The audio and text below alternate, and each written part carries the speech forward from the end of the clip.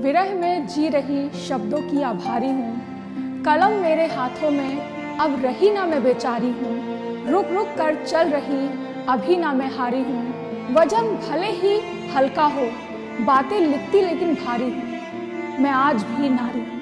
अंतर्राष्ट्रीय महिला दिवस अवसर है, ऐसे में महिलाओं के ऊपर बात ना की जाए तो ऐसा तो बिल्कुल नहीं हो सकता।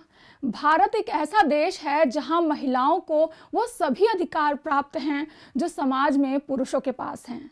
समस्या बस इतनी है कि लोगों की सोच खराब है। सोच को खराब भी नहीं कहेंगे, बस सोच का फर्क है जिसके कारण महिलाएं पिछड़ जाती हैं। आज ज़माना काफ़ी हद तक बदल गया है, लोगों की सोच में अंतर आने लगा है और इसी अंतर के कारण आज समाज में महिलाओं की स्थिति काफ़ी बेहतर हो गई है। इस स्थिति को पाने के लिए औरतों को काफ़ी मेहनत करनी पड़ी है। कंधे से कंधा मिलाकर चलने का हक महिलाओं ने अपनी काबिलियत से पाया है। आज महिलाएं आर्थिक, राजनीतिक और सामाजिक क्षेत्र में पुरुषों के बराबर टक्कर देती हुई नजर आती हैं। भारत सरकार ने भी हर समय पर महिलाओं को सशक्त बनाने के लिए अपना सहयोग दिया है। आज औरत डॉक्टर है, इंजीनियर है, वकील है, यहाँ तक कि फाइटर भी है। देश पर जब भी खतरा आया है, इससे सेना ने देश को बचाया है। इसमें महिला सशक्तिकरण की भूमिका अहम रही है। इन्होंने पुरुषों के साथ कंधे से कंधा मिलाकर दुश्मनों के छक्के छुड़ाए हैं।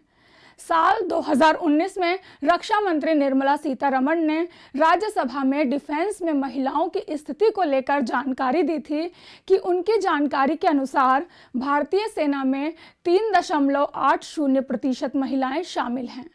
इनमें से वायुसेना में 13.09%, जबकि नौसेना में 6% महिलाएं शामिल हैं। इस बीच 21.63% महिलाएं चिकित्सा अधिकारी और 100% नर्सिंग स्टाफ के रूप में शामिल हैं। महिलाओं ने देश की सेना में अपने पराक्रम और अपनी योग्यता से एक अहम जगह बनाई है। आज हम उन्हीं महिलाओं के बारे में बात करेंगे। पद्मावती बंदोपाध्याय भारतीय वायुसेना की पहली महिला एयर मार्शल बनी थी। पद्मावती ने 1968 में वायुसेना को ज्वाइन किया था और 34 साल कर उन्होंने देश की सेवा में निस्वार्थ भाव से अपनी सेवा दी। पद्मावती की तरह बहुत सी औरतें हैं जो डिफेंस में आना चाहती हैं, क्योंकि डिफेंस का रुतबा ही अलग होता है। उन सभी महिलाओं के लिए पद्मावती ने एक संदेश में कहा था कि सेना की वर्दी उन लड़कियों के लिए नहीं है जो महज रोमांच के लिए ये जॉब करना चाहती हैं। अगर कोई लड़की मानसिक तौर पर तैयार नहीं होगी तो यह सर्विस उनके लिए एवरेस्ट की फतह करने से भी ज़्यादा मुश्किल साबित हो सकती है। सेना में कई मुश्किल हालात का सामना करना पड़ता है और इन्हें बिल्कुल भी आम सैनिकों की तरह ही इनसे निपटना पड़ता है। महिला होने के नाते इससे बिल्कुल भी बचा नहीं जा सकता। इसके अलावा लेफ्टिनेंट जनरल पुनीता अरोड़ा भारतीय सशस्त्र बल में लेफ्टिनेंट बनने वाली भारत में पहली महिला और भारतीय नौसेना की पहली वाइस एडमिरल हैं। पुनीता का जन्म 13 अक्टूबर 1932 अखंड भारत में हुआ था। बंटवारे के बाद पुनीता के जन्म स्थल को पाकिस्तान में शामिल कर दिया गया। पुनीता अरोड़ा को पंजाब में पोस्टिंग मिली थी। 2002 में उन्हें विशिष्ट सेवा पद से भी सम्मानित किया गया था। 2004 में पुनीता अरोड़ा की पहली वाइस एडमिरल बन चुकी थी। अब हम आपको बताएंगे कारगिल गर्ल गुंजन सक्सेना के बारे में। गुंजन सक्सेना की जिंदगी के ऊपर फिल्म भी बनाई जा रही है।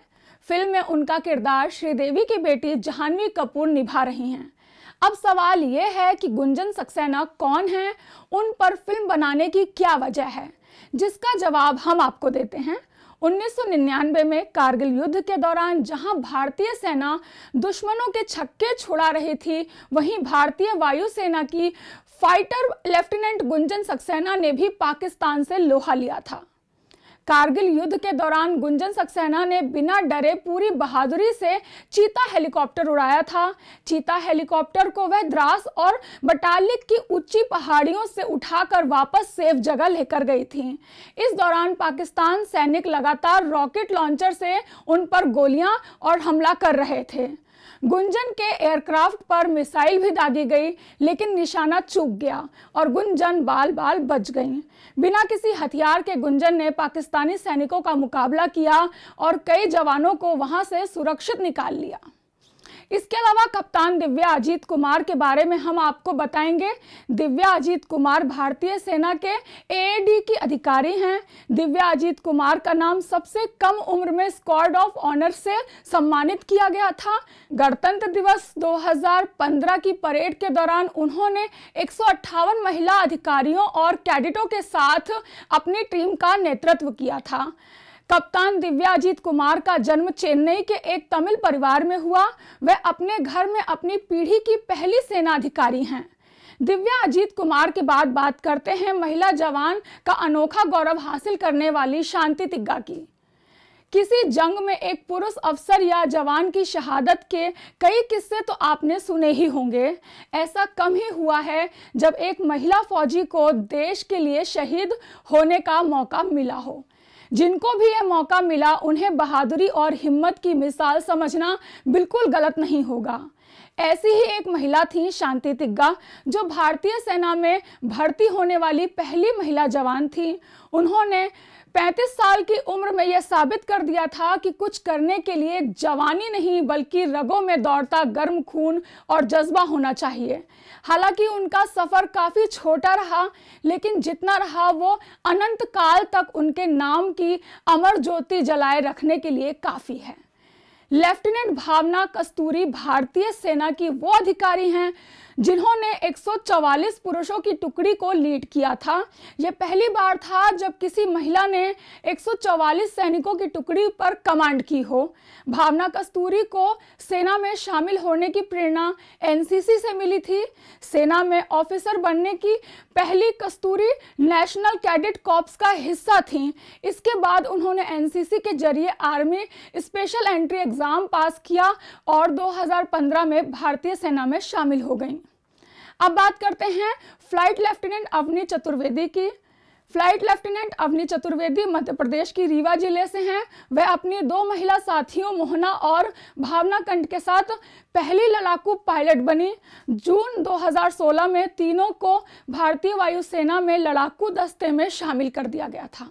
नेशनल ज्योग्राफिक द्वारा अपनी बहादुरी के लिए सम्मानित भारतीय नौसेना की लेफ्टिनेंट कमांडर वर्तिका जोशी ने साल 2018 में एक ऐसे कारनामे को अंजाम दिया जिसने देश भर में उनका नाम बड़ा बना दिया।